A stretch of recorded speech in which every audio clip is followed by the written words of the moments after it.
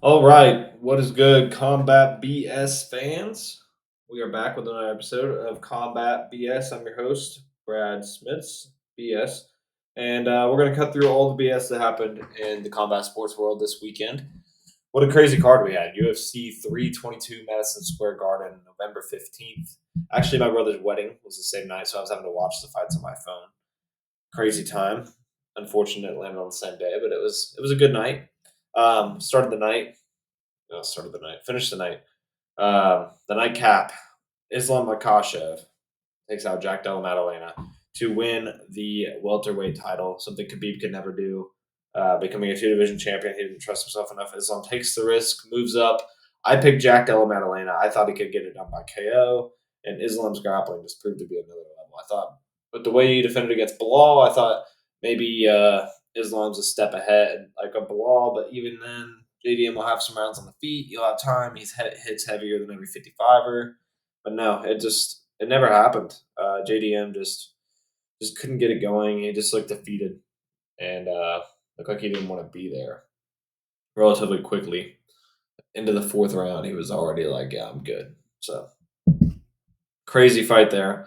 Um, what to do next with the welterweight division? We'll get to that whenever we pull up some of these other guys. But it's just crazy to see somebody like Islam go to work. As much as the fight wasn't the most entertaining fight, it was an impressive performance. So we'll leave it at that. And then Valentina Shevchenko. I was all over Valentina. I pause, but I was all about Valentina by decision in this fight, and I didn't want to risk her catching Whaley with that kick that Rose Namajunas threw, knocking out Whaley. So I just took her on the money line, but. Valentina Shevchenko does get it done by unanimous decision. She was just too big, too long, too powerful, too good at the grappling. She just dominated the fight. Um, Third fight of the night, Sean Brady, one of my favorite guys. He saw me flexing his shirt last pod. Gets KO'd in the first round by Michael Morales. He came out with double knee sleeves, and a lot of us were like, usually fighters with double knee sleeves lose their fights relatively quickly, just because it usually indicates knee soreness or injury. It was just really unfortunate to see Sean get clipped by Michael. Michael looks like 195 pounds when he's in the cage. That's probably an understatement. Like 210 pounds. He's huge, long, tall, and he's just had that low stance, long jab, putting it out there, and just was able to keep Sean Brady from really even having a chance to get going. And caught him with that, caught him with that right hand, left hook, and then hammer fist on the ground, and it was over. One that I was gonna predict, but was too afraid to bet it because I felt like Leon could grapple him. Carlos Praches gets it done by KO in round two.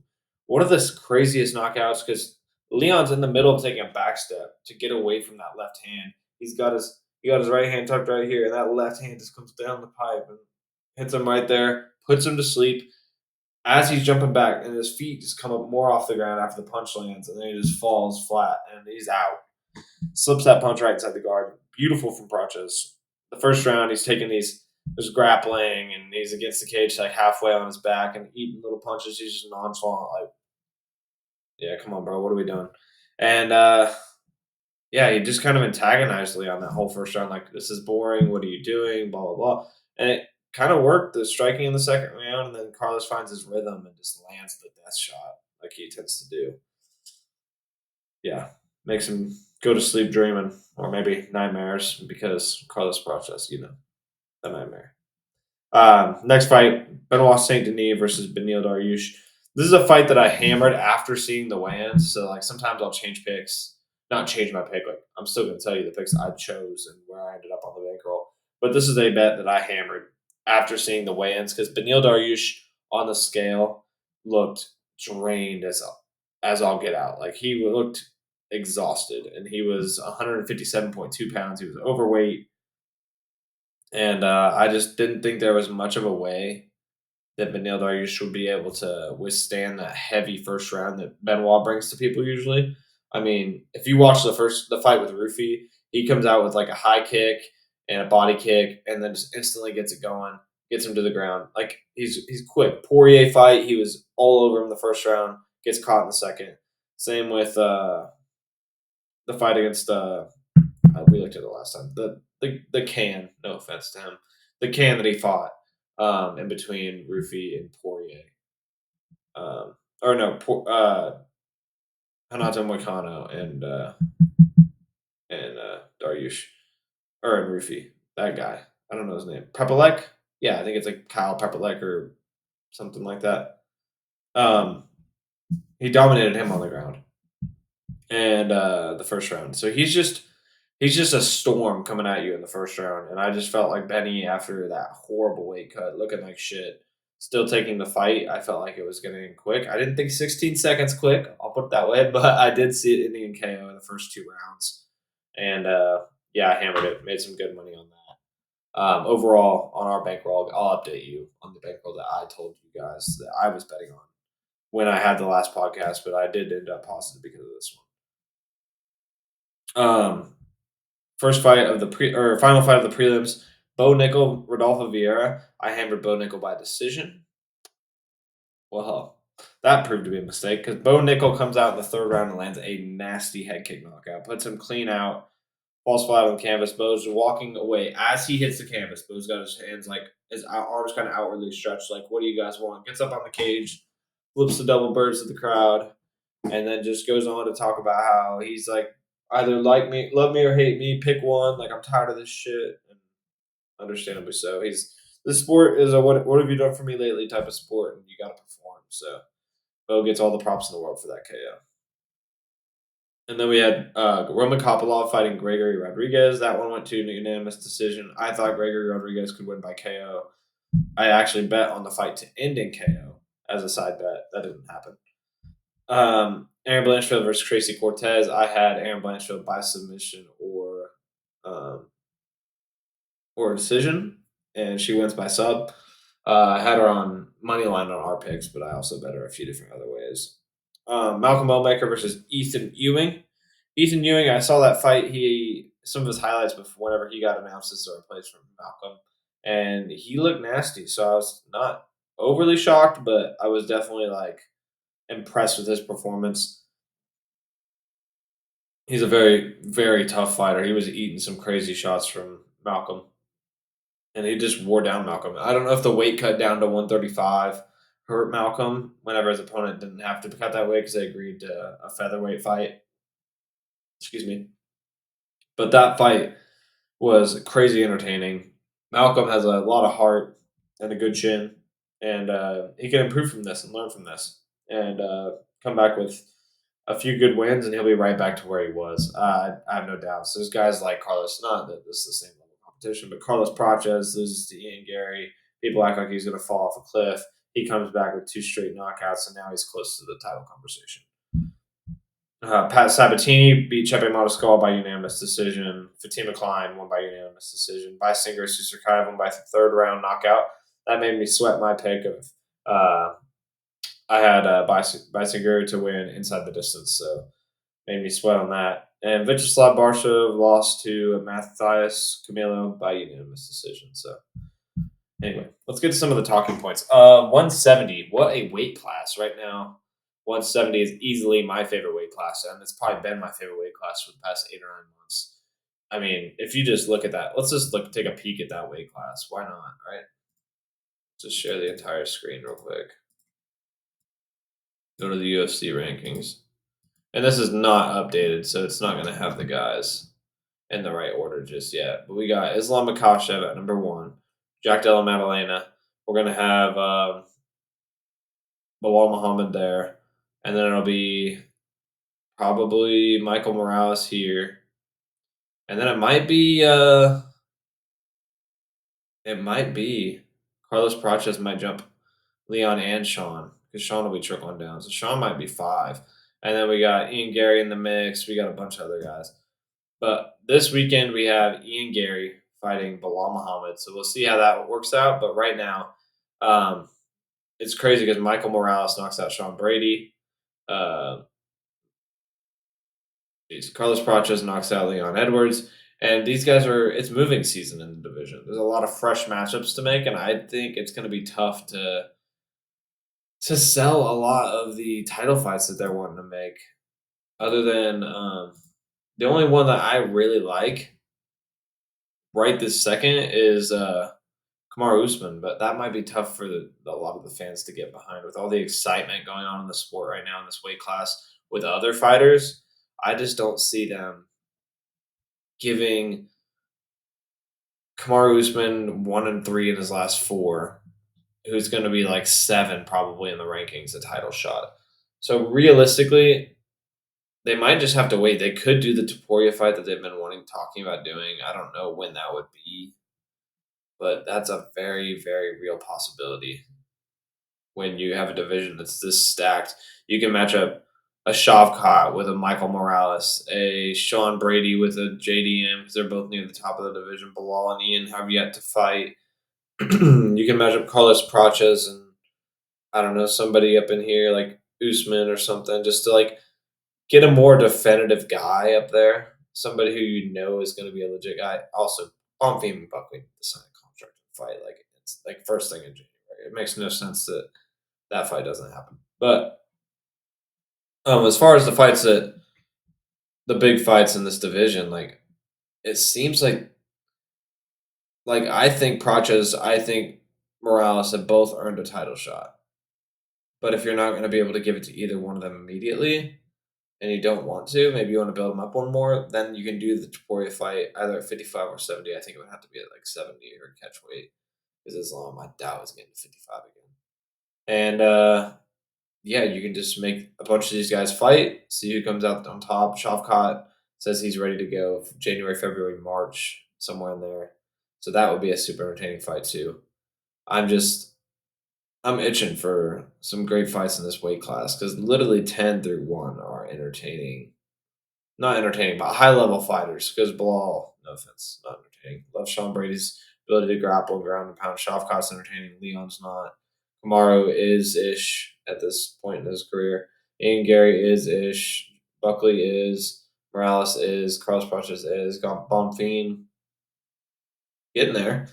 But yeah, this division's just stacked with entertainment and talent. So definitely something to keep your eye on. As far as the women's flyweight goes, and flyweight and strawweight, Zhang Weili and Mackenzie Dern have to fight. That's the only fight that makes sense for the next strawweight title defense.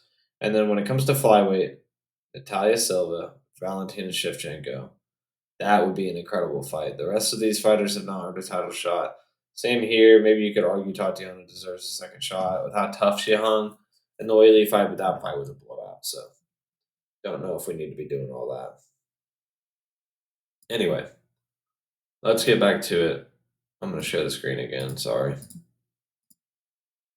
Let's go ahead and break down this next fight card, huh? Why not? Why the hell not?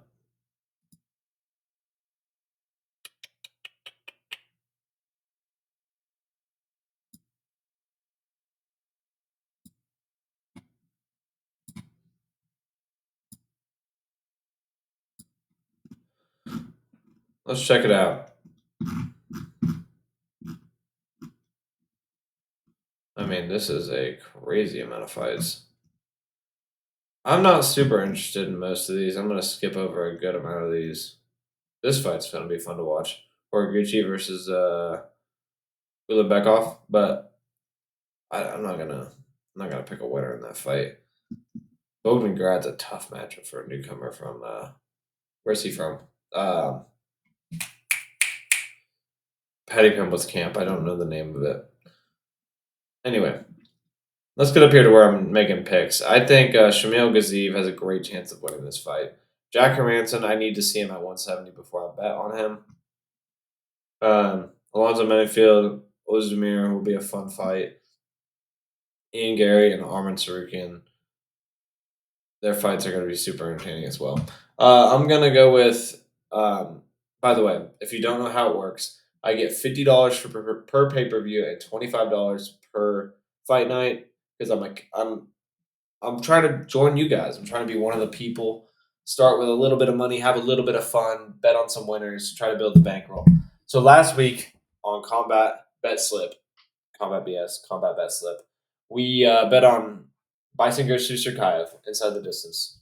Jack Della Maddalena money line, Valentina money line, Blanchfield money line, and Sean Brady money line. We put $50 down, 20 or $10 on each, and we came back with 43.10. So we're down 690 so far in the bankroll. This week, I'm going to be going by Ian Machado Gary to win by KO or decision. I'll probably just actually do money line. Ian Machado Gary to win by decision, or not a decision, on the money line. I'm going to put down Ian Gary money line. And we're going to put down Armin money line. Armin via decision. Or Hooker by knockout.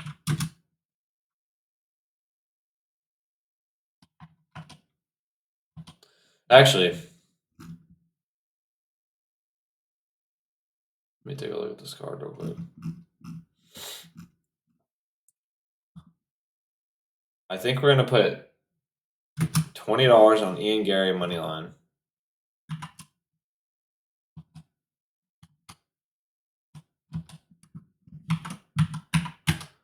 And $5. $22 on Ian Gary money line. That's what we're going to do. $3 on Dan Hooker by KO.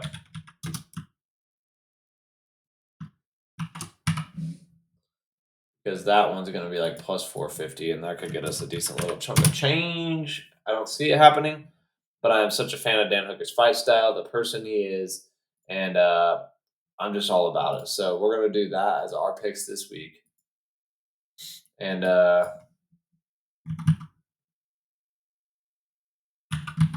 we'll go from there. I am super excited to hold on just a second, sorry.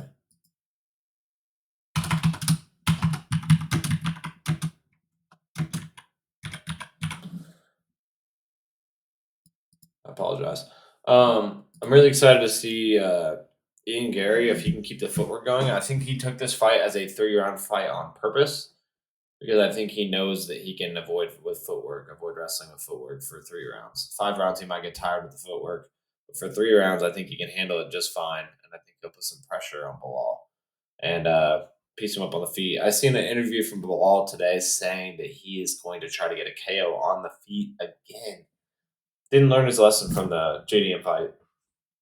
And if he takes a lot of damage on the feet, he's not going to be able to wrestle guys like Ian Gary and JDM to the ground later and lean back on that wrestling if he's hurt. So give me Ian Machado Gary by on the money line because I think he can win by knockout, but possible goes to decision. And Dan Hooker by KO, shocking the crowd in the Middle East over a guy like Arman Sarukian. So we'll see what happens, but I'm really looking forward to this card. I'm going to watch it with my girlfriend and my friends this weekend. It's going to be a great time. And as far as that goes, I will see you guys on the other side. Thanks for watching. This has been Combat BS. Later, guys.